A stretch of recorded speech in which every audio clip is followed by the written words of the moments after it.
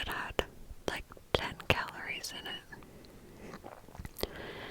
Skylar needed help, and her parents knew this, so they tried to take her to therapy. They took her to a nutritionist. But an eating disorder isn't something you can just magically fix. She was diagnosed with body dysmorphia. So besides this eating disorder, which I think Skylar kept pretty well hidden from people, she seemed like the perfect all-American girl from a perfect all-American family. Skylar did well in school. She was very popular. She had a lot of friends. And when she wasn't busy with cheer practice, she was spending time doing various other extracurricular activities at school, including working with student government. While Skylar seemed to have a really good relationship with her parents, she wasn't super close with them. She doesn't confide in them. In fact, she's definitely more of the kind of person that keeps everything to herself. When Skylar was 16, she began dating one of her friend's cousins, this guy named Trey. Trey Johnson was a few years older than Skylar. This was like a quick summer romance. It only lasted a few weeks, and then he left for college. But Skylar wasn't single for long. A few months later, she began dating a guy named Brandon, who was a junior at her same high school. Skylar fell really hard for Brandon, and their romance became very serious very quickly. Her parents approved of this relationship. They liked Brandon, and they felt like he was a really good influence on Skylar. Skylar just seemed happy. Really, truly happy for the first time in a long time. She also began gaining a little bit of weight, so it really did seem like Brandon was like nudging Skylar in the right direction. In the spring of 2017, the Richardson family goes on vacation. Skylar is really enjoying this time with her family. She's laughing, she seems happy. There's a picture of her in a bikini on the beach, and she looks like she's at a healthy weight, although she's still very petite. After this trip, Skylar's mom decides that she should take Skylar into the OBGYN and get her daughter put on some birth control. She knew things were getting very serious between Skylar and Brandon, and she didn't want Skylar to end up pregnant. And Skylar agrees this is probably a really good idea, and so her mom makes an appointment and takes her to the doctor.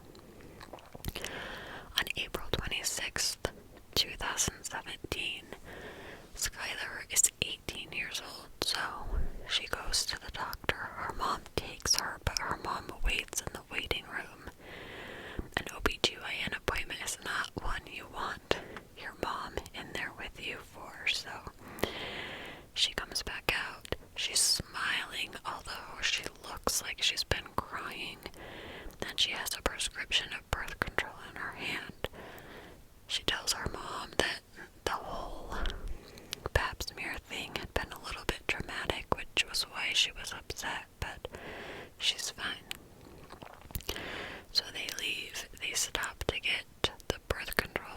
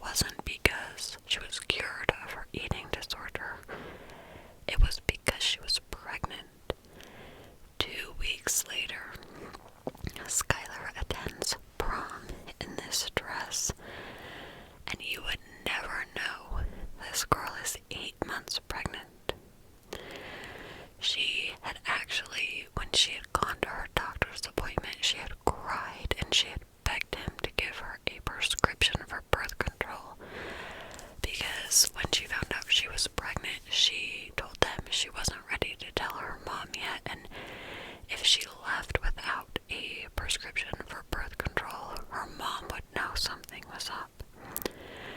Her doctors tried to talk to her about some different options, but Skylar didn't want to talk about prenatal care or her options.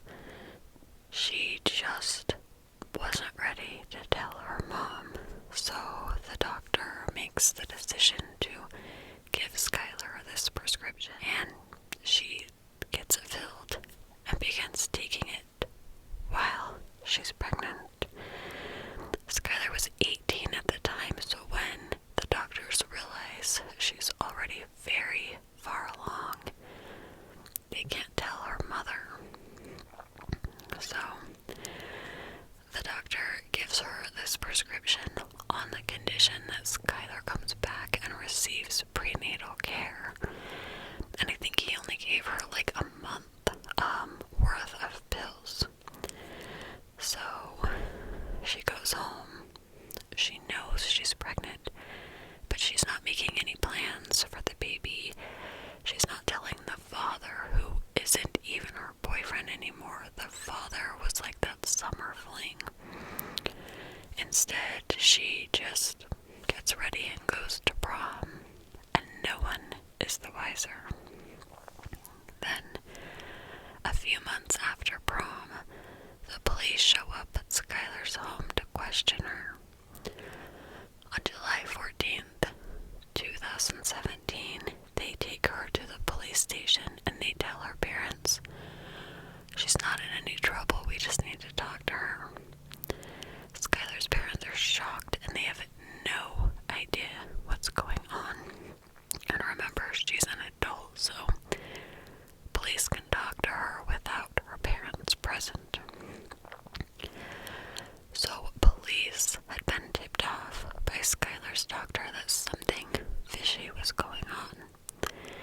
Skylar had gone back to her OBGYN's office after she had had her baby because she needed a refill on her birth control. And when the doctor began questioning her about the baby and the birth, she tells the doctor that she had the baby at home. The baby was stillborn, and so she buried it in the backyard so her parents wouldn't find out about it. So back at police headquarters, Skylar tells police what happened to her baby. She says that on May 7th, 2017, she gave birth to a little girl. That morning, she had begun having contractions, but she didn't tell anyone. She had the baby alone at her home in the bathroom without anybody knowing, but the baby was stillborn. She claims the baby wasn't breathing when she was born, and she didn't have a heartbeat. She said she tried to resuscitate the baby, but nothing worked. So she decided to get a little shovel and dig a grave in her backyard, and she buried her daughter's body back there. She kept repeating over and over, she didn't kill the baby. She was already dead when she delivered her. After questioning Skylar for a little over an hour, they go out to speak to her bewildered parents. They tell them that Skylar had a baby and it died, and she buried the baby in the backyard. And Skylar's parents are stunned by this revelation.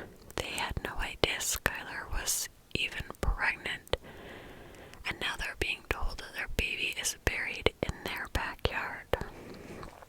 Then, police let Skylar's parents into the interrogation room to talk to her, and this conversation, of course, was recorded.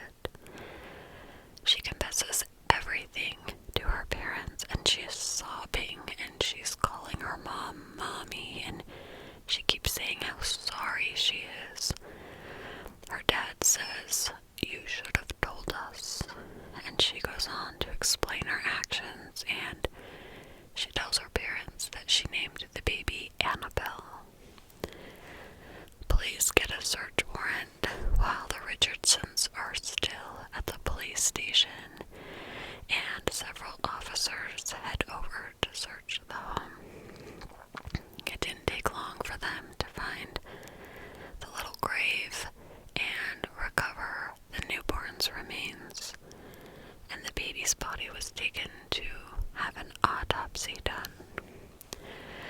Skylar wasn't under arrest, so she was free to go home with her parents. A week later, police brought Skylar in for more questioning, and they tell her that the forensic pathologist had written in her report that it looked like the baby had been burned. Skylar says she has no idea what they're talking about, and the baby hadn't been burned at all. However, after some pretty aggressive interrogation, Skylar changes her story and says that she did burn the baby. She tried to cremate her just a little bit by burning her legs with a lighter. The longer she was in there, the more Skylar seemed to be breaking down, and soon she was changing her entire story. She said the baby was alive when it was first born, and she heard some gurgling after she had delivered her. Now, I will say, when I listened to these interview tapes, and when Skylar says, I cremated the baby just a little, and I heard a little gurgling, these are exact quotes from the police officers who were interrogating her. They kept saying, did you hear a little gurgling? You heard a little gurgling. Did you try to cremate the baby just a little? So basically, they're saying this to her, and she finally kind of admits to it. The officers did say that once they read that autopsy report and read that the baby had been burned, they were going to get a confession out of her no matter what. Skylar's confession would later be brought up by several experts who would claim this was a false confession. So, after Skylar reveals these details, that the baby had been alive and that she had tried to burn the baby, she was arrested on charges of reckless homicide. The prosecutor's office asked for $1 million in bail, but the judge said, that's ridiculous. She's been cooperating, the family's been cooperating, and he sets her bail at $50,000. Skylar's parents quickly come up with the money and bail Skylar out and bring her home. Skylar pleads not guilty to murder, and a few weeks later, a grand jury is gathered to see evidence in the Skylar Richardson case, and new charges are brought against the teen. This time, Skylar was charged with aggravated murder. In Ohio, if convicted of aggravated murder, Skylar would have been looking at life in prison. They also charged her with involuntary manslaughter, child endangerment, and gross abuse of a corpse. Skylar's parents couldn't believe what was happening. They knew there was no way their daughter could have harmed Annabelle, but what her parents thought didn't matter. And with these new charges, Skylar was rearrested and taken into custody. But her parents turned around and bailed her right back out.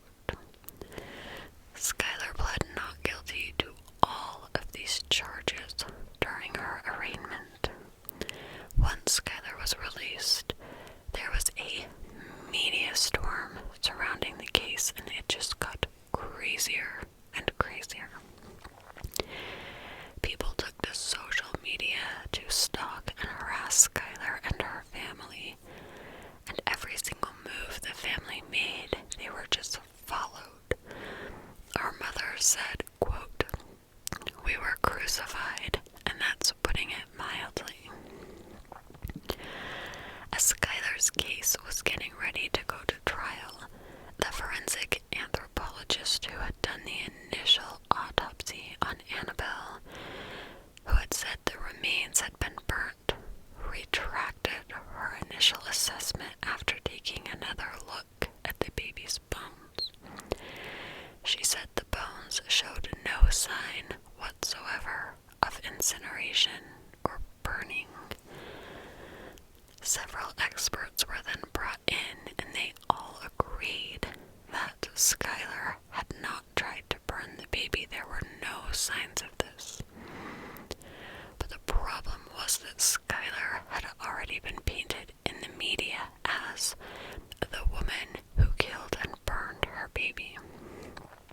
The actual bigger problem here was that none of Skylar's charges changed even after this information came out, because in the interrogation, Skylar had admitted that she had tried to cremate the baby, even though now they're saying the baby showed no signs of that. That's not going to stop the prosecution from using that information. In the backyard, under a pine tree, Skylar's parents placed an angel ornament to mark the spot where Skylar had buried Annabelle. 12 months go by, and all of Skylar's friends are moving on with their lives. They're going to college, they're getting jobs, but Skylar is at home on house arrest. She can't go to college. Her life is at a stop. Then the prosecutor comes to Skylar's lawyers with a plea offer. They say that they will take aggravated murder off if Skylar agrees to plead guilty to the rest of the charges. This could still be up to 15 years in prison, but if she went to trial and was found guilty, she could be facing a life in prison. But Skylar tells her parents she will not admit to something that she did not do. When the trial started, the prosecution laid out Skylar's motive, and it was simple. They said a baby wouldn't fit into Skylar's life. This was a family who was obsessed with appearances and perfection, and Skylar, they said, was a spoiled and self-entitled teenager who was more worried about vanity than keeping her baby alive. The trial started with a quote taken from a text Skylar had sent her mom. Quote, "I'm literally speechless with how happy I am. My belly is back, OMG, and I'm never, ever, ever, ever, ever going to let it get this way again. You are about to see me looking better than before." This text was sent just hours after she had buried her daughter in the backyard. Skylar's eating disorder gets brought up during the trial, and her lawyers try to show that this is a medical disease, but the state tries to use it to show how vain Skylar Richardson is. Now, the prosecutors can't prove that the baby was born alive, but they show the jury Skylar's interview tapes, and the jurors hear her talking about burning her baby, and that her baby was born alive and made some gurgling noises. She also says that the baby's arms moved around a little bit and she cried. She also told police she may have held her baby too tight. Then they tell the jury that she had attempted to burn the baby. Her lawyers, however, tell the jury that she is a teenage girl who was just telling the police what they wanted to hear. They showed that the police had just really broken Skylar down and made her confess to something she didn't do. They also pointed she was wrong in saying the baby had been burned. The baby had been burned. There was no evidence of that at all. A coroner is brought in, and she says that she believes the baby died due to homicidal violence. But when cross-examined, she admits there's no physical evidence that shows that Skylar killed her baby. There's actually no evidence that this baby was even born alive. An OBGYN is brought in, and he says that he believes the baby was likely not alive at birth. He points out that Skylar's eating disorder and weight gain, she had only gained approximately 15 pounds over the course of her pregnancy. This would have restricted the baby's development in the womb and increased the chances of having a neonatal death. The jurors deliberated for 4 hours before reaching a verdict. Skylar was found not guilty of aggravated murder, not guilty of involuntary manslaughter, not guilty of child endangerment. But because she had buried her daughter in the backyard, she was found guilty of gross abuse of a corpse. This is a felony charge that carries up to a year in prison. The judge orders Skylar to be held in jail until her sentencing, which is the next day. At her sentencing, the judge says that he knows that if she would have made different decisions, Annabelle would be here today. He says that he thinks her choices before, during, and after the baby's birth show a complete disregard for life. Skylar was sentenced to 3 years probation, which is crazy considering she could have spent her entire life in prison. With the stress of the trial, Skylar's eating disorder had gotten completely out of control. She only weighed about 90 pounds. Her parents said they were pinning clothes on her to take her to court. So after her trial, her family entered her into an eating disorder clinic. Annabelle's remains were released to the Richardson family, and she was laid to rest in a private ceremony with the family. This is the Skylar Richardson case. I'm super torn about this case because I feel for Skylar. She was a very young girl and she was incredibly scared, and she obviously didn't feel like she could go to her mother. But I do completely agree with the judge. If she would have made different decisions, Annabelle would be alive today. And I really do think that, like, by trying to take the birth control when she knew she was pregnant, I think that she knew she would be killing her daughter, and I think she didn't care. Her being scared outweighed her love for her child, and that is tragic. Anyways, let me know what you guys think in this case, and I will see you tomorrow.